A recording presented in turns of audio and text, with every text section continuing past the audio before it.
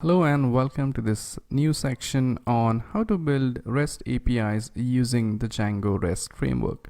So even before we actually go ahead and start learning about how exactly can we use Django REST framework to build REST APIs, we first need to understand what REST APIs actually are. So if you already know what REST APIs are, you can skip this part and you can proceed with the next lecture. But for those of you who don't know what REST API is, here's what it actually is. So let's assume you actually want to build a mobile application which is going to allow users to access or see the movie timings across your city. So let's say, for example, I want an app which easily allows me to check movie timings across my area or across my city, or for some reason I want to check the movie timings across the globe. So building such app is actually quite an easy task, because you just have to go ahead and build a simple view and list out all the movies, all the movie theaters, and you just have to display the movies which are playing over there. But the main challenge here in building this app is where exactly are you going to get the movie data across the globe? So that's one major challenge which you are going to face while developing this app. So what you'll need to do is that you'll need to hire multiple people across the globe so that each one of those can actually work in an area and update movie timings from there. So this method is actually quite inefficient, and if you're a single developer, or if you don't have a lot of money to begin with, or you have a very less startup capital, then this can be a problematic thing. So the common solution to this problem is that, let's say there's one company and that company has a server which actually has all the movie timings data on their server. Now what this company decides to do is that they decide to make something which is called as an API, which stands for Application Program Interface. And now what this particular API allows the company to do is that it allows the company to actually share that movie data with people like us.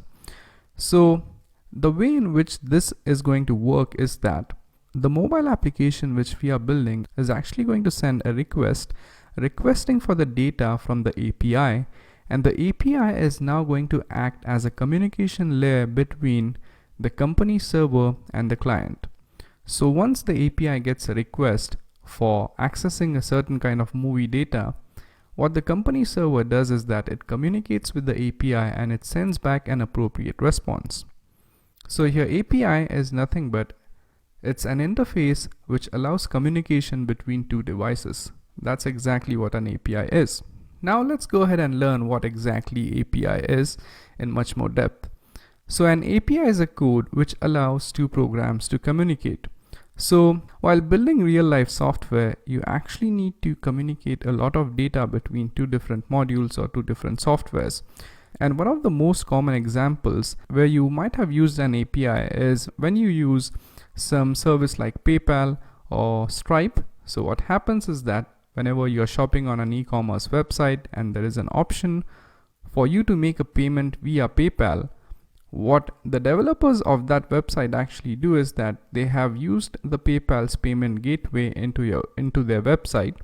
So they are essentially using the PayPal's API, which allows them to integrate PayPal with their own e-commerce store. And the way in which these two applications communicate is that when you make a successful payment via PayPal, PayPal actually informs that e-commerce site that your payment has been successfully made, and that's how the e-commerce site actually confirms your order.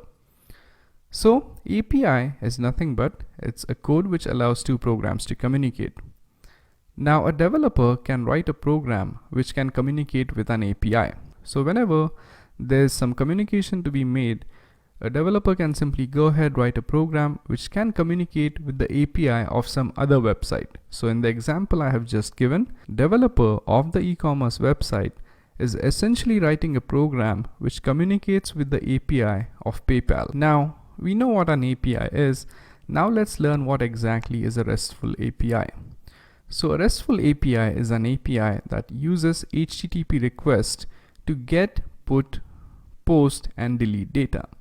So with REST APIs, you cannot just get data, but you can also go ahead and you can edit the data, you can delete the data, you can modify the data, and also post some data. So A REST API is nothing but an API which uses the HTTP request to perform all those operations of adding, deleting, editing, and posting data.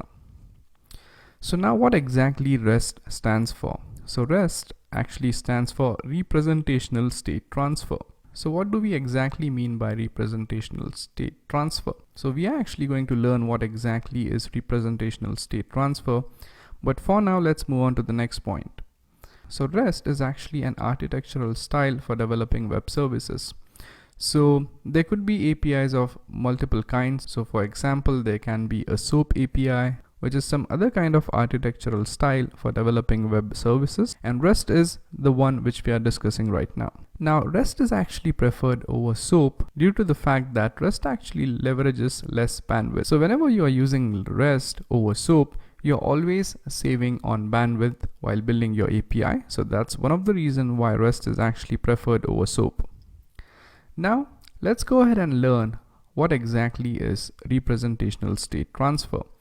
So this is how actually API works. So you have a company server here, which is actually connected to a database server right over here. So in real life situations, there could be a single server, which is the server as well as the database server. But in some cases, the database server might be different than the original server. So what usually happens is that, let's say you are on this mobile phone and you request for the movie data. So when you request for movie data, that API request actually goes to the API. And now what the API does is that it validates your request, and it's actually going to look for the requested data into the database right here. Now, what REST actually does is that it does not take the actual data and it does not pass the actual data over here to this phone. Instead, what REST does is that the REST only transfers the representation of that particular resource. So the data which is actually present over here in the database is called as resource. And what REST does is that REST just does the job of actually transferring the state of that resource. So it's going to say what is the current state of that resource, and it's going to transfer that particular representation over here. That is the representation of state and not the actual resource or the actual data.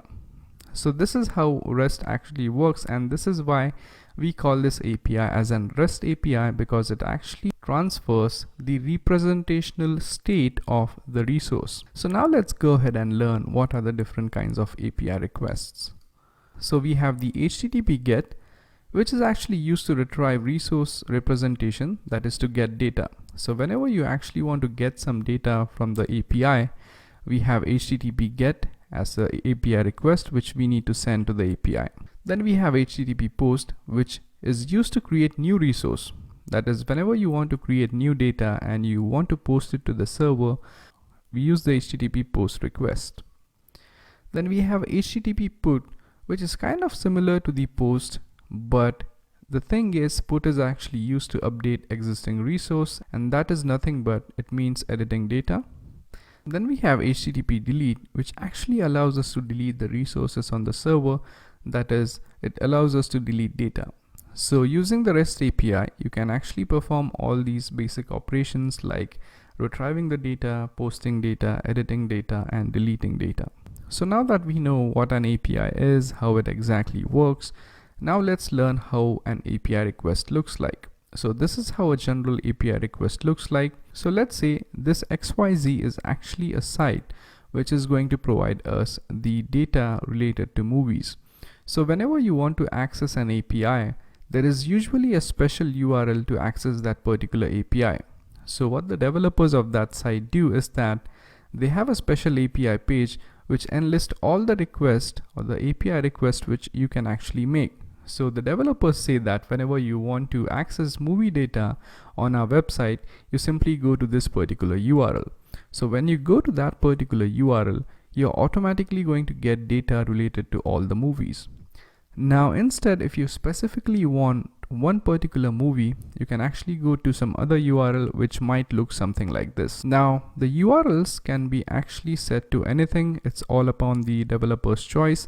These are just the examples, and it does not mean that the API request of all the sites are going to look like this. So now once we know what an API request is, now let's learn how exactly the API response looks like. So as I said earlier, that whenever you request for a particular data to the API, so this is actually the GET request. So when you send this particular request, that is whenever you are requesting for a movie data of a movie named Spider-Man, this is what you actually get. So you might get the name, you might get the duration, you might get the release date, and you might also get the rating depending upon what the API actually provides. So one thing to learn here is that whenever you get the API response, the response is mostly in the form of JSON. So JSON actually stands for JavaScript Object Notation. So whenever you make a request to the API, you get the response in a form of the JavaScript object, which looks something like this. So we have the opening curly brace, closing curly brace, and we have name value pairs over here. And the reason why the API responds back in a JSON format is that for a programmer, it's much easier to work with this format. So for example, let's say some other developer wants to make a website where he actually wants to display all the movie names and the movie timings. He can actually pretty much go ahead and use this JavaScript notation to read the data which is present right over here. So now that we know what an API actually is and how exactly it works, now the main question which arises is how can we actually go ahead and create our own REST API. So in order to create our own REST API, especially in Django, we have something which is called as the Django REST framework, which allows us to create APIs from scratch. In order to create an API, first of all, you need to have some sort of data onto your website, because obviously an API is something which is used to communicate between two applications. And when two applications communicate, you need to exchange some data. So you obviously need to have some data on your website.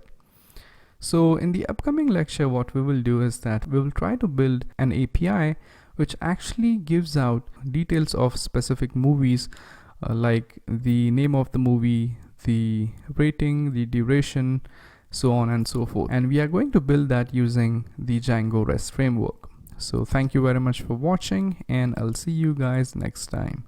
Thank you.